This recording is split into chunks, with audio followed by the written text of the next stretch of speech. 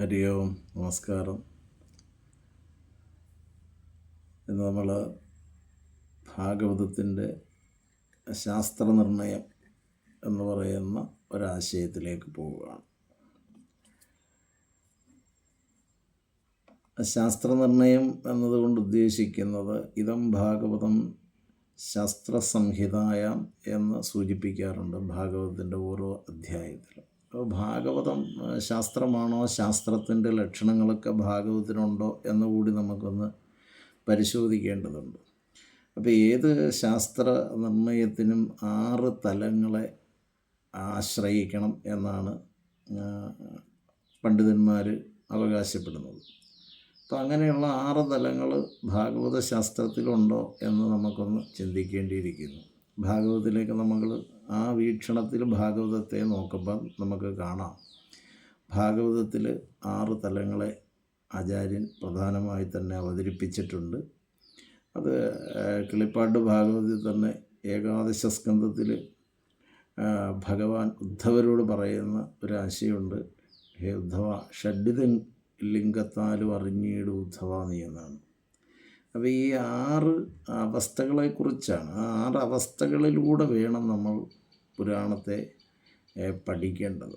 അതിന് 6 തലങ്ങളുണ്ട്. അതെന്തൊക്കെയാണെന്ന് ചോദിച്ചാൽ, ഉപക്രമം, ഉപസംഹാരം, അഭ്യാസം, അപൂർവത, ഫലം, അർത്ഥവാദം, ഉപപത്തി.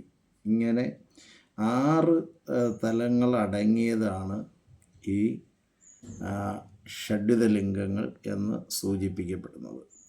അപ്പോൾ അതിൽ നമുക്ക് ഓരോന്നോരോന്നായിട്ട് നമുക്കൊന്ന് ചിന്തിക്കാം എന്തൊക്കെയാണ് എന്ന്. അപ്പോൾ ആദ്യം പറയുന്നത് ഉപക്രമം, ഉപസംഹാരം എന്നാണ്. അപ്പോൾ ഉപക്രമ ഉപസംഹാരം എന്നതിലേക്ക് നമുക്ക് പോയാൽ, ഭാഗവതത്തിൽ ആദ്യം ആരംഭിക്കുന്ന ശ്ലോകം ജന്മാദ്യസ്യേതോന്നയാദി ഇതരതച്ചാർത്തേഷു അഭിജ്ഞസ്വരാട് തേനേ ബ്രഹ്മഹൃദായ ആദികവയെ മുഹ്യന്തിയ സൂരയ തേജോമാരിമൃതാം യഥാ വിനിമയോ എത്ര ത്രിസർഗോമർഷ ധാംന സേന സദാ നിരസ്ത ഗുഹം സത്യം പരം ധീമഹി എന്നാണ്. ഭാഗവതം ആരംഭിക്കുന്ന ഈ ശ്ലോകത്തിലൂടെയാണ്. അതുപോലെ തന്നെ ഭാഗവതം അവസാനിക്കുന്നത്, അത് ഉപസംഹരിക്കുന്നത് കസ്മയ്യേന വിഭാസിതോയം അധിലോ ജ്ഞാനപ്രദീപ പുരാ തദ്രൂപേണ ച നാരദായ മുനി കൃഷ്ണായ തദ്രൂപിണ യോഗീന്ദ്രായ തഥാത്മനാഥ ഭഗവത്രാധായ കാരുണ്യതശുദ്ധം വിമലം വിശോകം അമൃതം സത്യം പരം ധീമഹി എന്നാണ്. അപ്പോൾ ഈ 2 ശ്ലോകങ്ങൾ, ഇതിനെ ഉപക്രമവും ഉപസംഹാരവും എന്ന് പറയാം. അപ്പോൾ ഈ 2 ശ്ലോകത്തിലും നമുക്ക് കാണാവുന്ന ഒരാശയം സത്യം പരം ധീമഹി എന്നാണ്. ഈ 2 ശ്ലോകവും ഉപസംഹരിക്കപ്പെടുന്നത്. അപ്പോൾ ഇവിടെ ഭാഗവതത്തിൻ്റെ യഥാർത്ഥ ലക്ഷ്യം എന്താണെന്നുള്ളതാണ്. അപ്പോൾ സത്യത്തിനെ അറിഞ്ഞുകൊണ്ട് സത്യത്തിലേക്ക് ചേരുക എന്നുള്ളതാണ്. അതാണ് സത്യം പരം ധീമഹി. അപ്പം സത്യത്തിനെ അറിയണമെങ്കിൽ സത്യവും അസത്യവുമായിട്ടുള്ളത്, അല്ലെങ്കിൽ ധർമ്മവും അധർമ്മമായിട്ടുള്ളത്, അങ്ങനെ അനേക തലങ്ങളെ നമുക്ക് മനസ്സിലാക്കിയാൽ മാത്രമേ ഈ സത്യത്തിലേക്കുള്ള ചേരലുണ്ടാവുള്ളൂ. അപ്പോൾ ആ സത്യത്തിലേക്ക് ചേരണമെങ്കിൽ അവിടെ എന്താണ് ചേരേണ്ടത്? അപ്പോൾ നമ്മുടെ മാനുഷികമായ തലത്തിൽ നമ്മൾ ചിന്തിക്കുമ്പോൾ മനുഷ്യജീവൻ്റെ ആ ബന്ധങ്ങളെ പൂർണ്ണമായിട്ട് ഒഴിവാക്കിയാൽ മാത്രമേ ഒരു ജീവാത്മാവിനെ ഈശ്വരിലേക്ക് ചേരാൻ പറ്റുള്ളൂ, പരമാത്മാവിലേക്ക് ചേരാൻ പറ്റുള്ളൂ. അപ്പോൾ ആ ബന്ധങ്ങളെ ഇല്ലാതാക്കണം, ആ പ്രതിബന്ധങ്ങളെ തരണം ചെയ്യണം. അതിന് നമുക്ക് എന്താണോ സഹായകമായത് എന്ന് ചോദിച്ചാൽ, ഭാഗവതത്തിലെ പരമപ്രധാനമായിരിക്കുന്ന ഭക്തി, ജ്ഞാനം, വൈരാഗ്യം. ഈ ഭക്തി, ജ്ഞാന, വൈരാഗ്യങ്ങളെ ഭാഗവത മാഹാത്മ്യത്തിൽ തന്നെ ആചാര്യൻ അവതരിപ്പിച്ചിട്ടുണ്ട്. അതായത് പരമമായിരിക്കുന്ന ഭക്തിയിൽ നിന്ന് ജനിക്കുന്ന ആ ഭക്തി എന്ന മാതാവിൻ്റെ മക്കളായിട്ടാണ് ജ്ഞാനവൈരാഗ്യങ്ങളെ അവതരിപ്പിച്ചിരിക്കുന്നത്. അപ്പം ജ്ഞാനവൈരാഗ്യങ്ങൾക്ക് വാർദ്ധക്യം വന്നാലും ഭക്തിക്ക് താരുണ്യം തന്നെയാണ്. അത് മാഹാത്മ്യ കഥനത്തിൽ അവതരിപ്പിച്ചിട്ടുണ്ട്. അപ്പോൾ ഭക്തി യിലൂടെ ജനിക്കുന്നതായ ജ്ഞാനവൈരാഗ്യങ്ങളെ ബലമാക്കി നിലനിർത്തണമെങ്കിൽ, പൂർണ്ണമായി അവർ താരുണ്യത്തിൽ നിൽക്കണമെങ്കിൽ, ജീവൻ്റെ മായാബന്ധങ്ങളെ പൂർണ്ണമായിട്ട് ഇല്ലാതാക്കണം.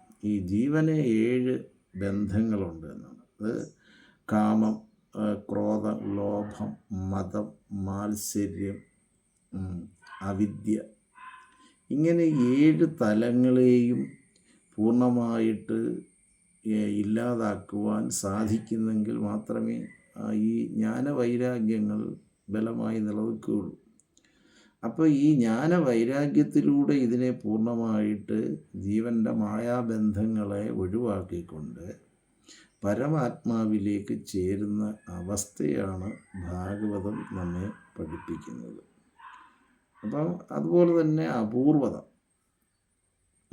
അഭ്യാസം, ഫലം, അർത്ഥവാദം, ഉപപത്തി, ഈ 6 തലങ്ങളും ഇതേപോലെ നമ്മൾ പ്രത്യേകം എടുത്ത് മനസ്സിലാക്കേണ്ട കാര്യങ്ങളാണ്. രണ്ടാമത് സൂചിപ്പിക്കുന്നത് 6 അവസ്ഥകളിലെ അഭ്യാസമാണ്.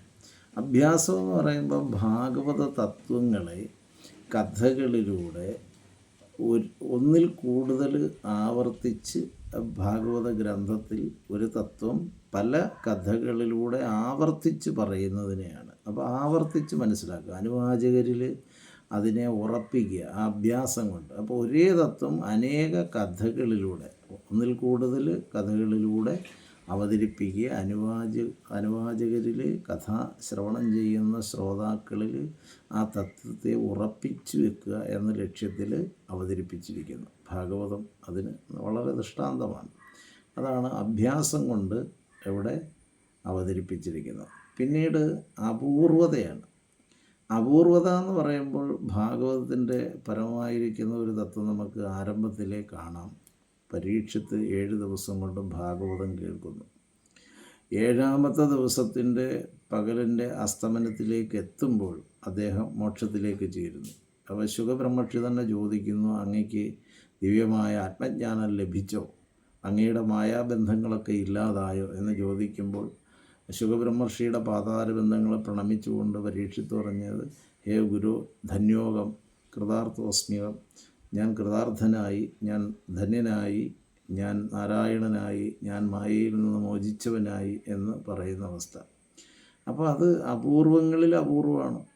അപ്പോൾ ഒരു ജീവന് അങ്ങനെ സാധിക്കുക. അത് പരീക്ഷിത്തുന്ന പരമജ്ഞാനിയായിരിക്കുന്ന ജീവാത്മാവിന് മുൻ ജന്മാന്തര സുഹൃതങ്ങളുടെ ഫലമായിട്ടാണത് സാധിച്ചതെന്നാണ് നമുക്ക് ചിന്തിക്കാവുന്നത്. അപ്പോൾ കൃത്യമായിട്ടും ഈ അപൂർവത എന്നുള്ളത്, അതുപോലെ തന്നെ ബ്രഹ്മജ്ഞാനിയായ ശുഖബ്രഹ്മർഷി ഭാഗവതം അദ്ദേഹത്തിന് ഉപദേശിച്ചതുകൊണ്ടാണ് ദേഹബോധത്തിൽ നിന്ന് അദ്ദേഹം ആത്മബോധത്തിലേക്ക് ഉയരുവാൻ സാധിച്ചത്. അപ്പോൾ ബ്രഹ്മബോധികൾക്ക് മാത്രം, അതായത് ആത്മബോധികൾക്ക്, ദേഹബോധത്തിൽ നിന്ന് ഉയർന്ന ഒരു ആളിന് മാത്രമേ, ഒരു ജീവന് മാത്രമേ അജ്ഞാനിയായ ദേഹബോധിയായ ഒരു ജീവനെ ബ്രഹ്മബോധത്തിലേക്ക് ഉയർത്താൻ സാധിക്കുകയുള്ളൂ എന്നാണ്. അപ്പോൾ ആ 2 തലങ്ങളെയും നമ്മൾ മനസ്സിലാക്കുമ്പോൾ അത് ഈ ഗ്രന്ഥത്തിൻ്റെ അപൂർവത തന്നെയാണ് സൂചിപ്പിക്കുന്നത് എന്ന് നമുക്ക് മനസ്സിലാക്കാം. ഹരി ഓം, നമസ്കാരം.